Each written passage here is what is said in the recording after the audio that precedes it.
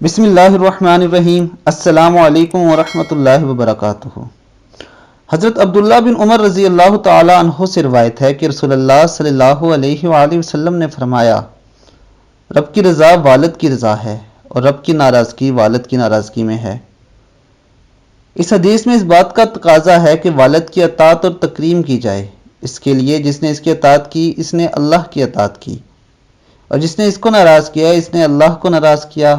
اور یہی حکم والدہ کا بھی ہے، بلکہ ان کا مقام تو اور ہی بلند ہے، جیسے کہ نبی پاک صلی اللہ علیہ وآلہ وسلم نے ارشاد فرمایا کہ ماں کے قدموں تلے جنت ہے اور باپ جنت کا دروازہ ہے، ان دونوں کی عزت و تکریم کر کے ہی ہم جنت میں جا سکتے ہیں۔